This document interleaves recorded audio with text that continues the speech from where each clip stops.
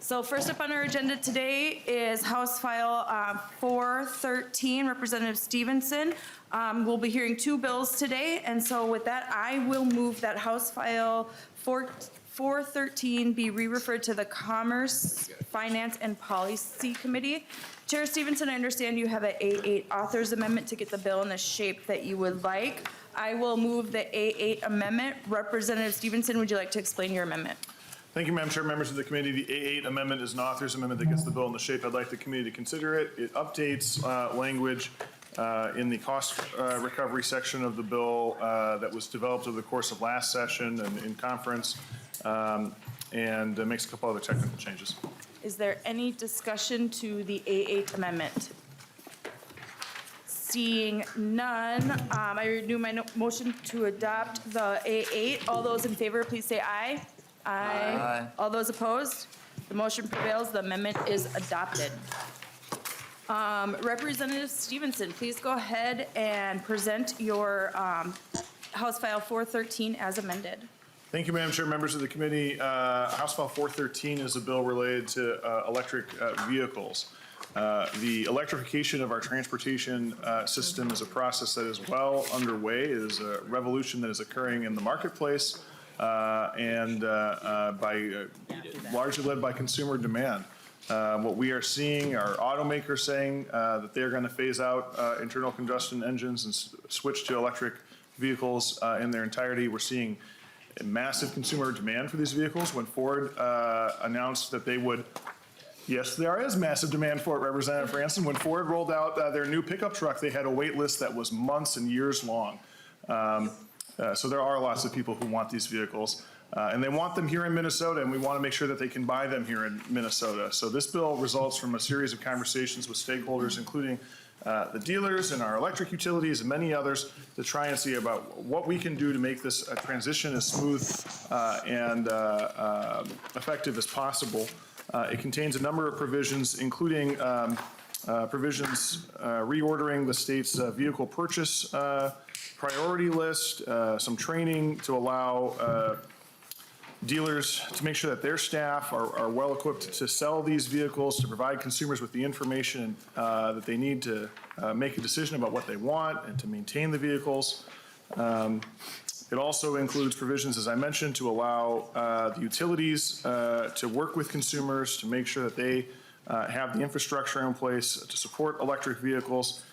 It includes a rebate program and also a grant program to dealers to help them get the new equipment that they will need to sell and service electric vehicles. So it is a comprehensive approach to the problem.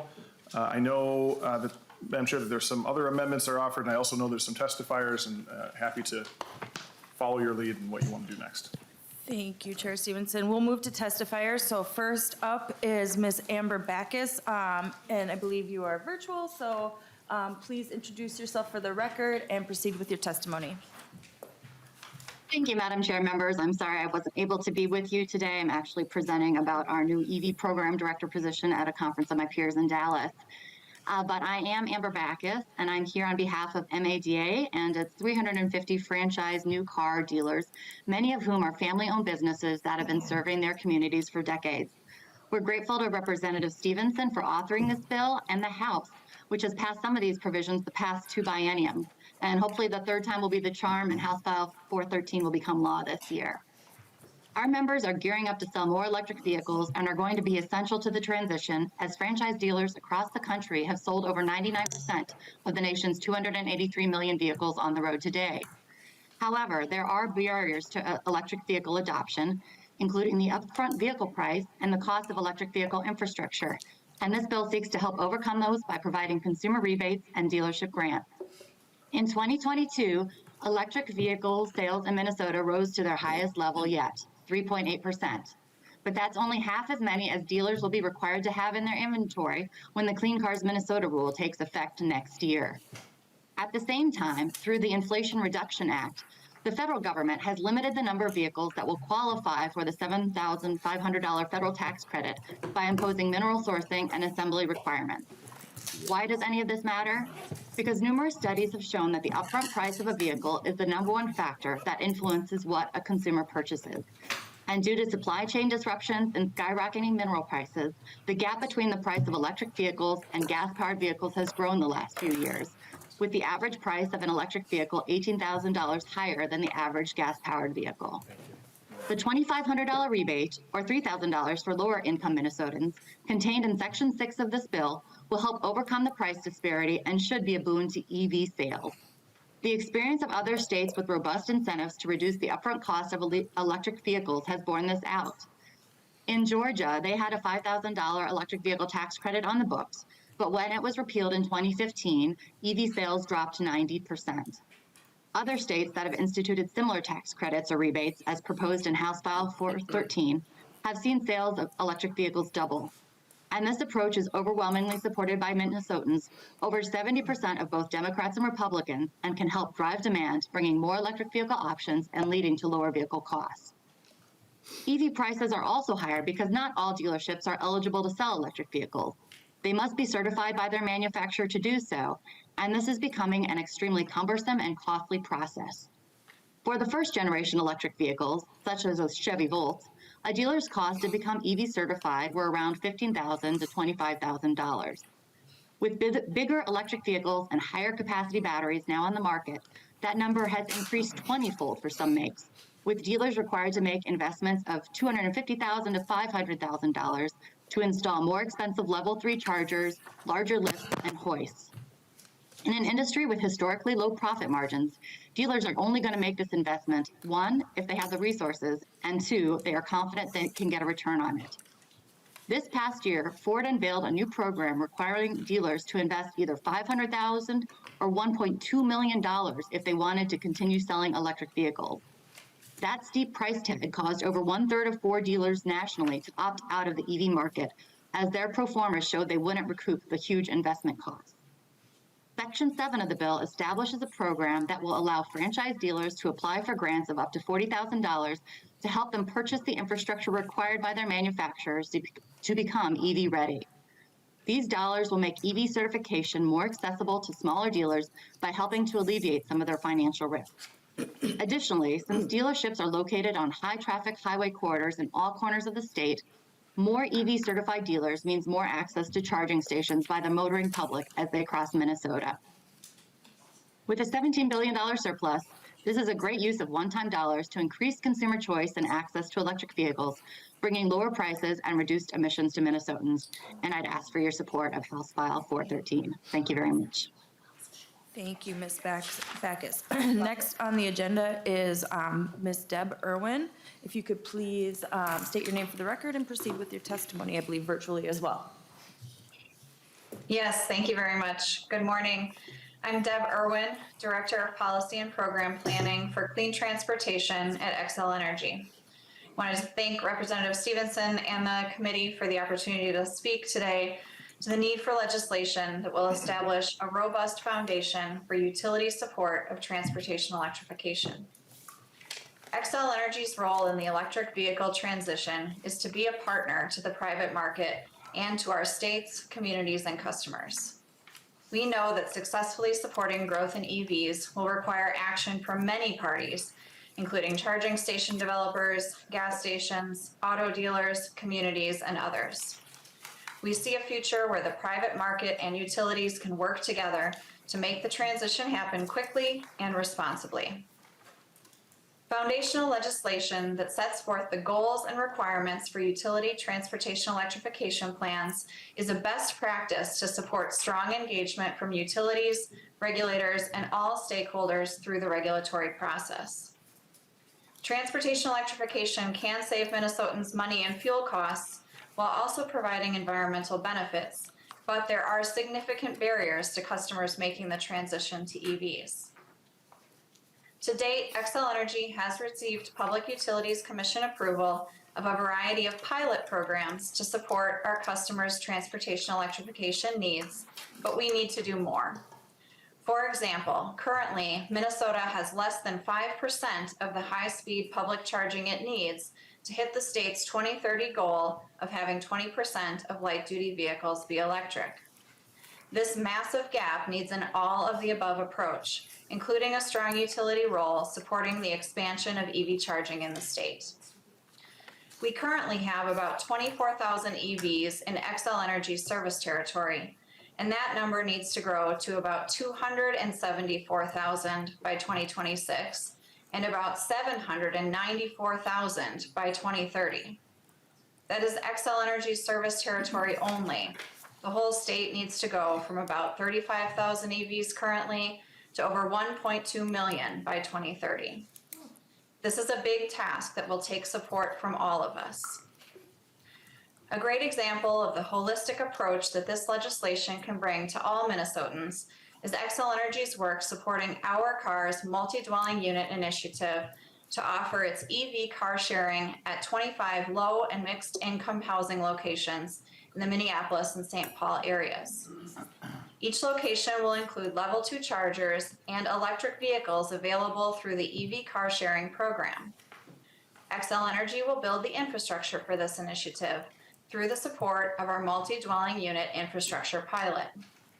As of this month, the effort is live at 2 locations in Minneapolis with 1 level 2 charger and 2 EVs at each location, and we're excited to bring more locations to life later this year. But as you can imagine, this project just starts to scratch the surface of the benefits that utility transportation electrification plans can provide under a robust legislative framework. The need for additional support is significant, and we want to go farther and faster to meet the needs of our customers and communities. House File 413 will require public utilities to file plans and continue to do so at least every 3 years, specify what's expected to be included, and establish how the Commission will address these proposals. We've worked with Representative Stevenson and other legislative leaders on this effort for the past several legislative sessions and are looking forward to seeing it succeed this year. As with other states that have similar legislation, this bill will create a more robust framework for our plans. Xcel Energy has experience with similar legislation in place in both New Mexico and Colorado, and we've found this type of foundational legislation has provided a valuable structure on the objectives for utility programs. We're looking forward to building upon our current educational and advisory services, charging infrastructure pilots, and managed charging pilots to accelerate transportation electrification and make these programs accessible to all customers. Additionally, coordinated planning through this framework will create predictability that can help maximize the benefits of other state and federal programs, delivering more value for Minnesotans by having a clear process for public utility initiatives. Xcel Energy thanks you for your support for a strong utility role in delivering the benefits of transportation electrification to Minnesota. Thank you. Thank you. Next on the agenda is Mr. Jeremy Estenson.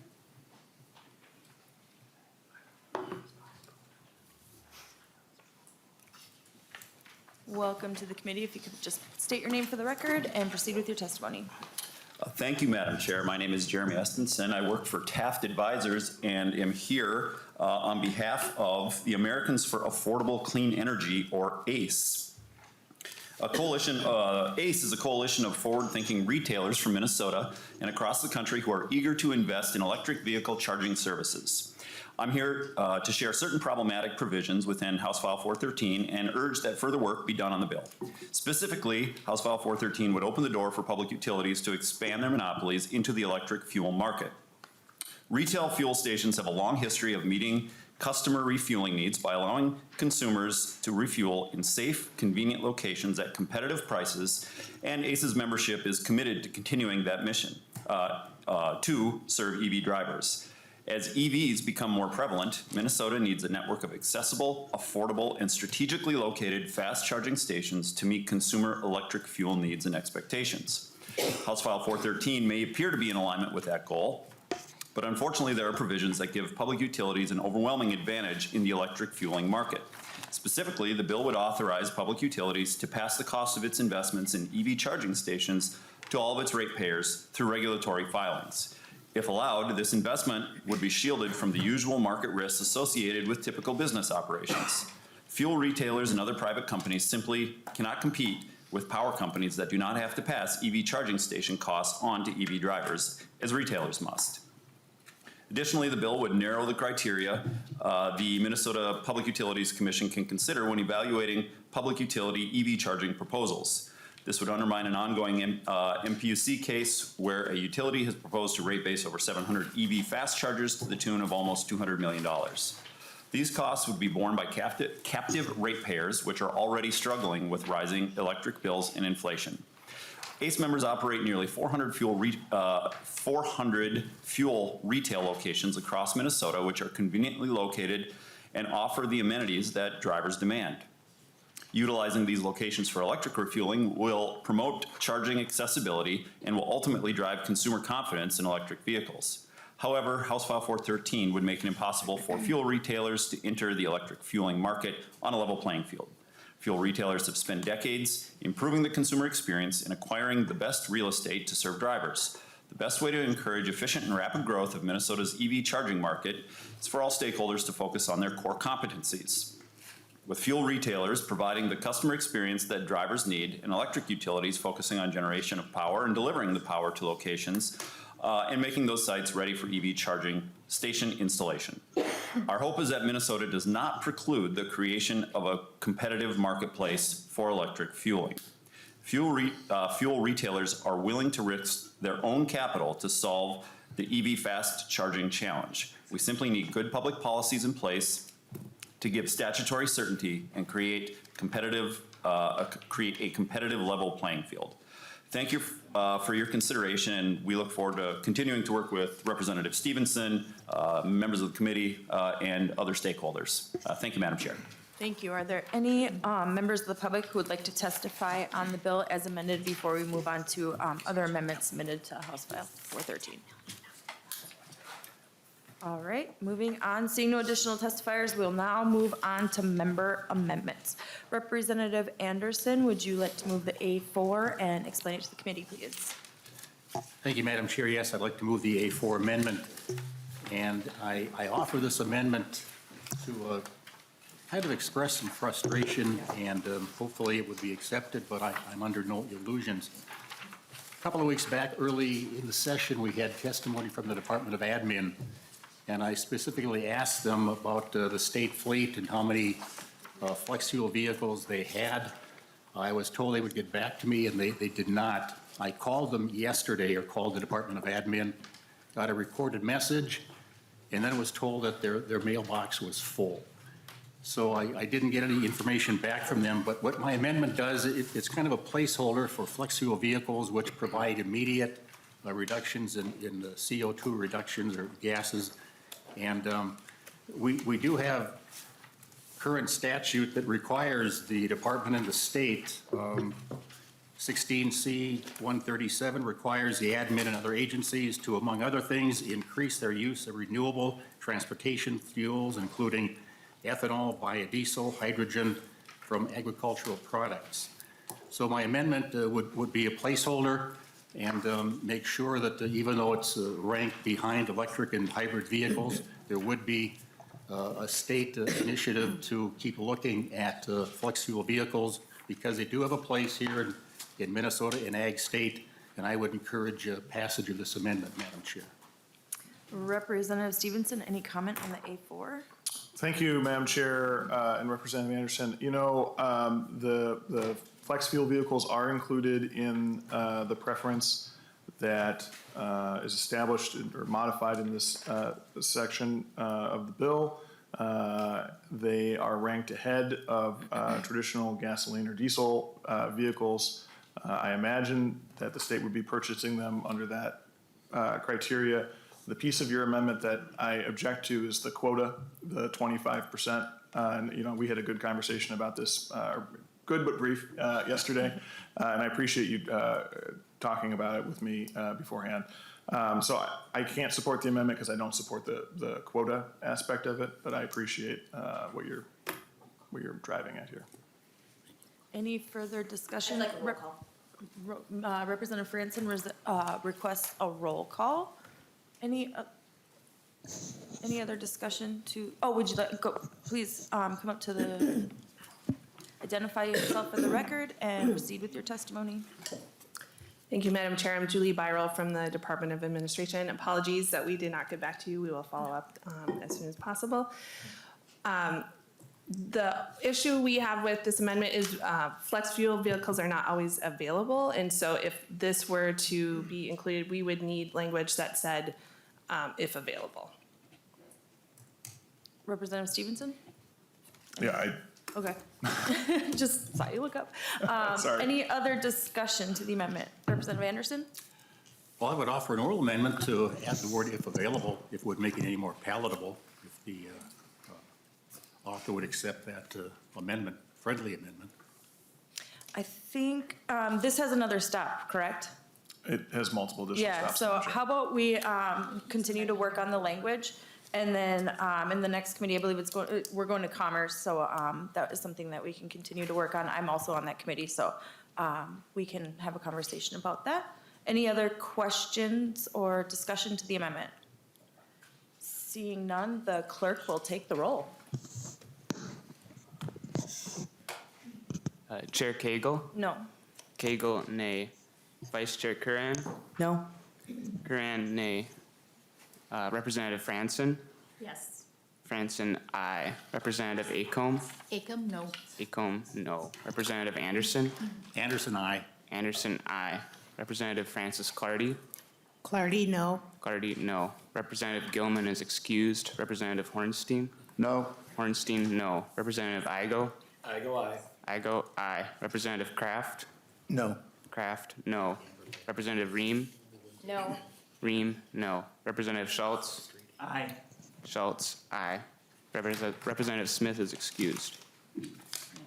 There being 4 ayes and 7 nays, the motion does not prevail, and the A4 is not adopted. We have 2 additional amendments submitted. Would the author of the A6 amendment like to move the amendment and explain it to the committee, please? I would, Madam Chair. Representative Franson? This is another friendly amendment. Which one? We are to be good stewards of the money that was afforded to us, as well as take a look at our constituents around the state.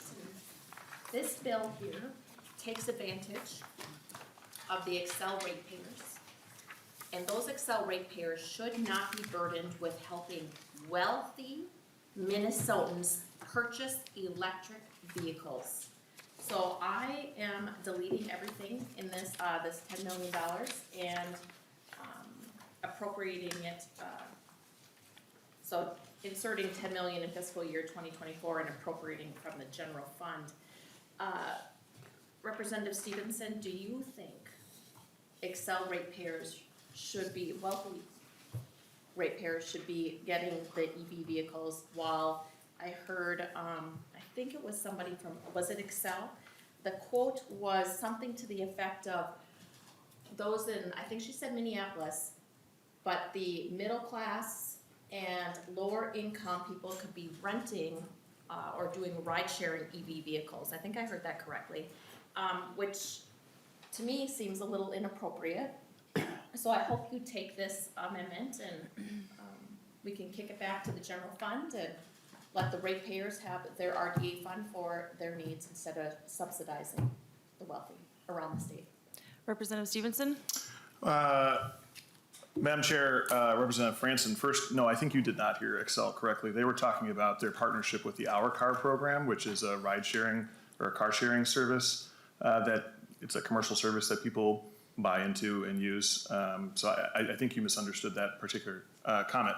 To the substance of your amendment, I don't agree that it's a friendly amendment. I also totally reject the premise of your argument that this is subsidizing the wealthy. In fact, the whole purpose of this amendment is to make electric vehicles more affordable and more accessible to the majority of the people in Minnesota. And there's a number of provisions in the bill designed to do exactly that, including a cap on the price of the vehicles that's eligible for the rebate. So, you know, if you're a very wealthy person looking to buy one of the very fancy Teslas that cost, you know, 6 figures or whatever, you will not be able to get a rebate. I recently read that Maserati is moving to an entirely electric market, which is great. none of those cars will be available for this rebate. In addition, the rebate amount increases if you are a low-income person under a provision of the bill. I don't agree at all with the premise of that. I also think that the renewable development account is a very appropriate tool to finance this, but of course that's a conversation I'm sure we'll also have in the Energy Committee, which has jurisdiction over the RDA. Representative Franson. Well, I disagree with the premise that Excel ratepayers should be subsidizing people in my district who do not pay into the RDA, along with others. Yes. Chair Stevenson. Madam Chair, Representative Franson, they won't be. The way that the bill is set up is the RDA is for people who live in the Excel territory, and then that's Section 8A is the RDA, Section 8B has money from the general fund. So this bill has a dual financing mechanism. If you live in the Excel territory, we're using RDA money, and you can see that's written into the text of the bill on lines 10.7 through 10.9. Rebates must be awarded under this paragraph only to eligible purchasers located within, and then that's a legal description of Excel. The second section, which is paragraph B, has $10 million out of the general fund. And again, lines 10.12 to 10.14 indicate that rebates under this paragraph are for people outside of Excel territory. So Excel ratepayers would not be contributing funds to people who live outside of Excel territory under this bill. Representative Franson? No, okay. Any further discussion to the amendment? Seeing none, all those in favor of the A6, please say aye. Aye. All those opposed? No. No. The motion does not prevail. And the amendment is not adopted. Our last amendment is the A7. Would the author of the amendment like to move the amendment? And with that one, we might need to do an oral amendment to that one, being that up to the author. So who wants to claim the A7? I'm claiming the A7. All right. Just trying to find it here. Representative Franson moves the A7. And with that, we'd like maybe Mr. Burns can explain the renumbering that the oral amendment would be. Madam Chair and members, the prior adoption of the A8 amendment eliminated the section that's being amended in the A7. Then we're good. So an oral amendment could be to instead amend the A8 amendment. So the change would be to amend the H041388 amendment. And on 1.2, it would be page 4, delete subdivision 4. It's the A8, the cost recovery. So in other words, the page and line change would be against the A8 rather than the original bill. Okay. Representative Franson, would you like to move that oral amendment? Yes, thank you. So, all right. All those in favor of the oral amendment to the A7, please say aye. Aye. All those opposed? No. Motion prevails. All right, we will move on then to the A7 as amended. And so Representative Franson, if you'd like to explain your amendment. Yep, so it just deletes that provision and allows the cost recovery by the public utilities. Once again, I don't think that the ratepayers should bear the full burden of this bill, and the PUC has the expertise to decide what the proper cost recovery should be. So that is the amendment, and I'm afraid that if we leave this in place, this could greatly impact the electric utility customers. Chair Stevenson. Madam Chair, Representative Franson, your amendment would take away the PUC's ability to decide and just say that they can't cost recover. So I oppose the amendment. I think that the PUC does a great job of protecting the interest of Minnesota consumers. The news headlines of the last several weeks have shown them turning down rate increases from Excel, scaling back rate increases from other utilities. They are an excellent watchdog for consumers in Minnesota, and it's one of the reasons why Minnesota electrical bills remain below the national average on the residential scale.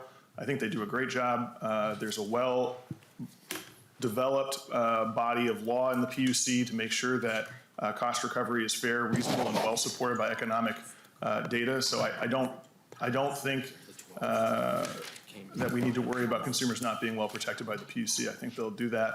I'd ask for a no vote on this amendment. Representative Franzen.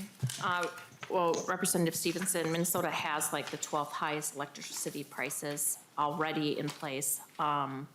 So I'm afraid that this bill will just make it more costly for Minnesotans. We can agree to disagree. There'll be plenty of discussions as this bill makes its way forward. Thank you.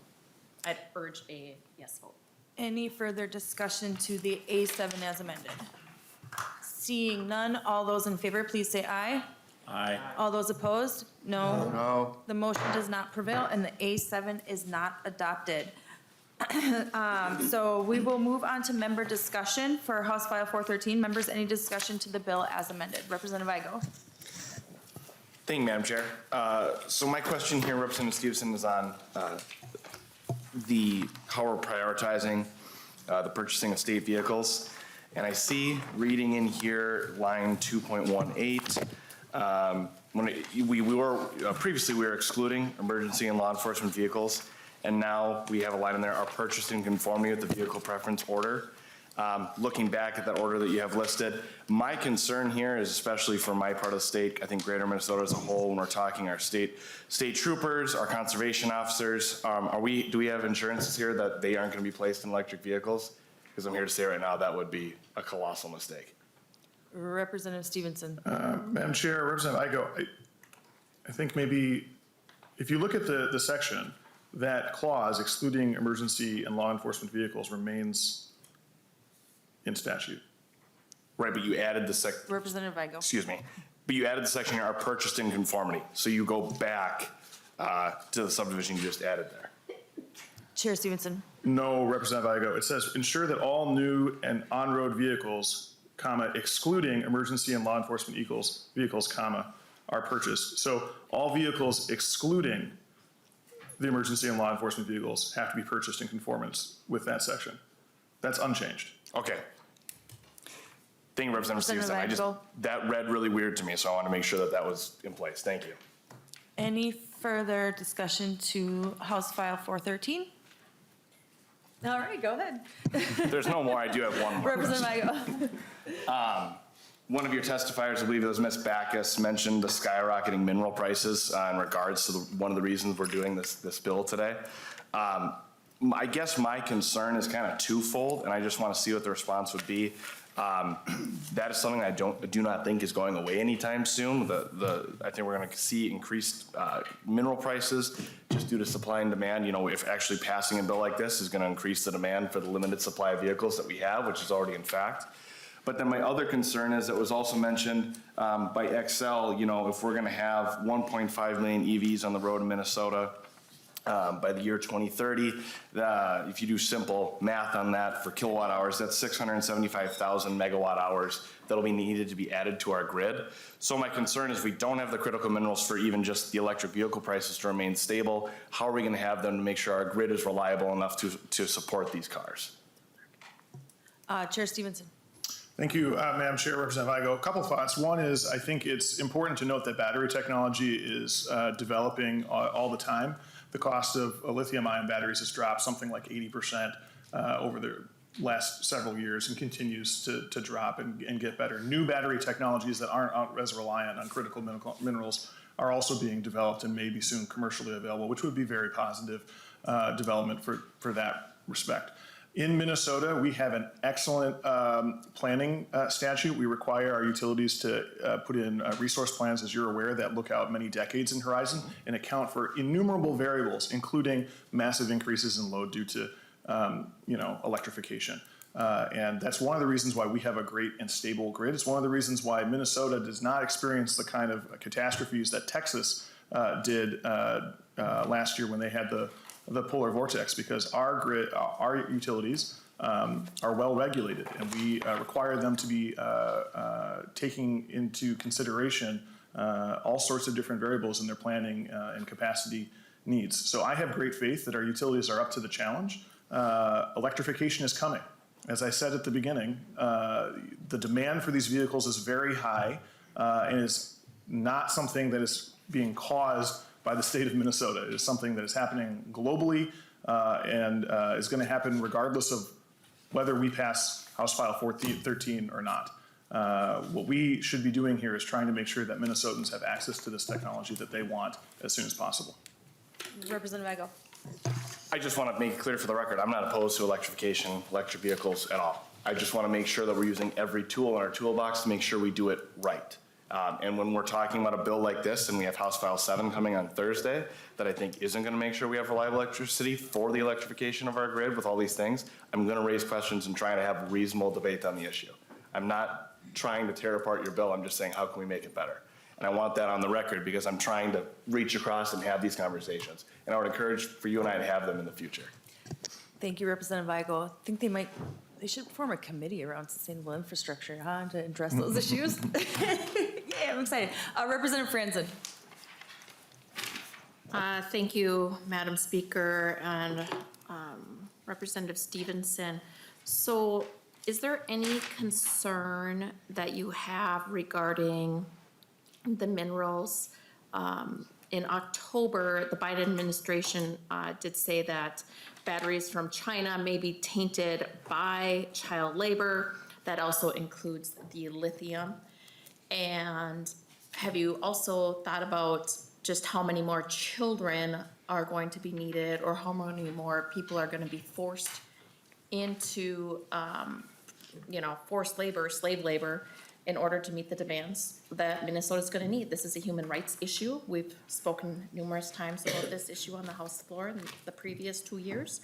And I really think that we need to acknowledge it, publicly acknowledge it, that this clean energy that you're pushing is made by slave and forced labor. And so what are your thoughts on that? Chair Stevenson. Madam Chair, Representative Franson, well, I hope that you have acknowledged and applauded the Biden administration for their aggressive attempts to deal with exactly that problem and develop domestic sources for those minerals and have our supply chains here in Minnesota and in other places for these batteries and other things. I hope that you are encouraged by what the Biden administration did in the Inflation Reduction Act and otherwise, that they have made it a priority to have manufacturing happen in the United States. I think that's an important thing. And as I said a minute ago when Representative Igo was to his question, the thing that's also important to understand is battery technology is developing and changing all the time. And the next generation of batteries will probably be much less dependent on the type of minerals that you're concerned about. Representative Franzen. Thank you, and Madam Speaker, Mr. Chair, you are Chair. Representative Stevenson, well, if you are pleased to hear about the Biden administration and we need more domestic mining here in the U.S., why is the Minnesota Democrat Party then so opposed to mining in the Iron Range when we can do it better, safety standards, labor, and know that the minerals that we are mining are coming from ethical sources? Representative Stevenson. Madam Chair, Representative Franson, I disagree entirely with the premise of the question there. And I think that if Representative Listlegar was here, he might have some words for you about that as well.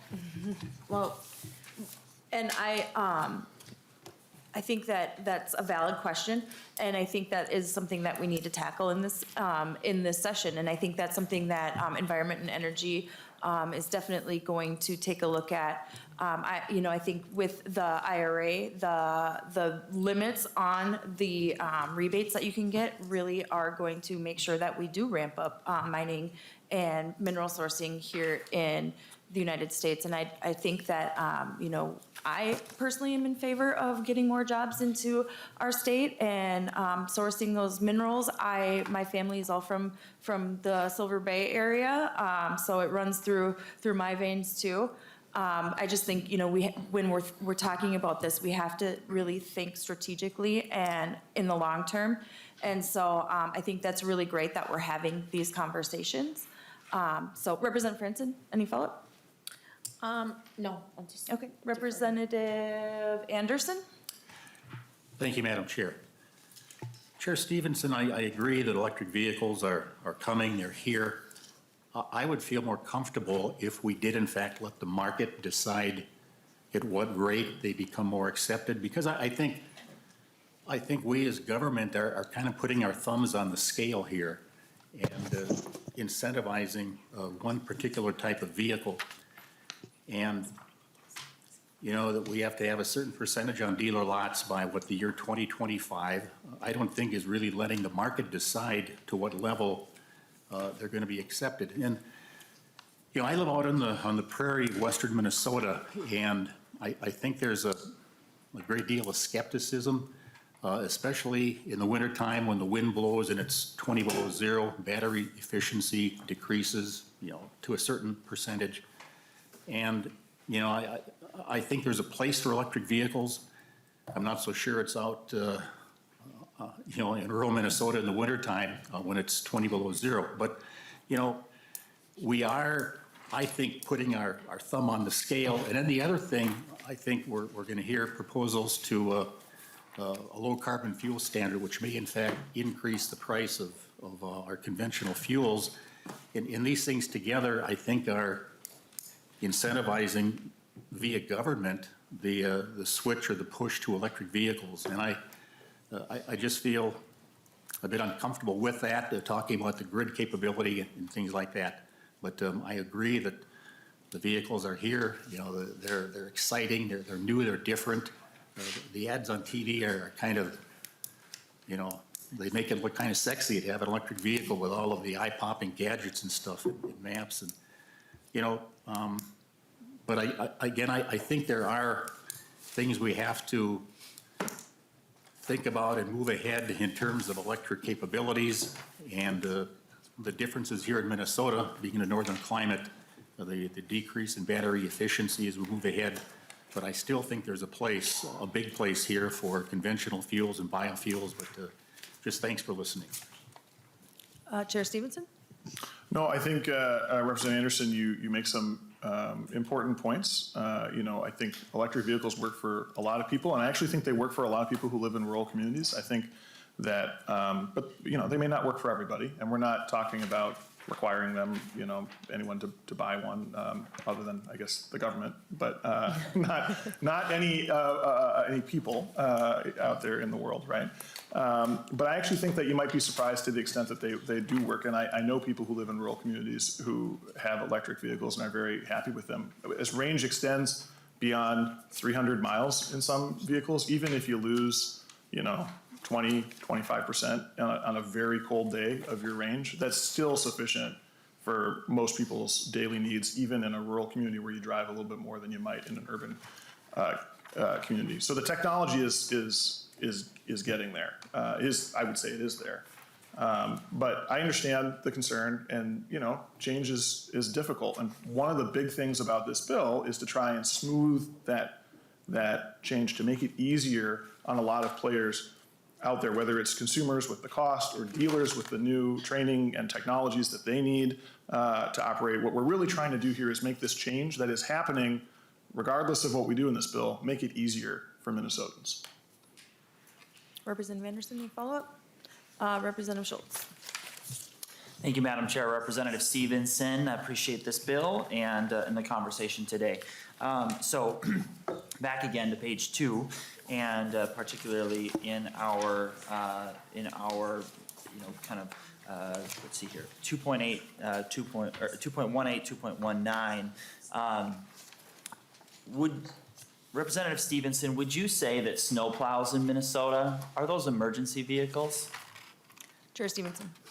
Madam Chair, Representative Schultz, I don't know that I would call them emergency vehicles, but I would direct your attention also to lines 2.9 and 2.10, 2.11, 2.12, which I probably think maybe more directly gets at the concern that I think you're articulating.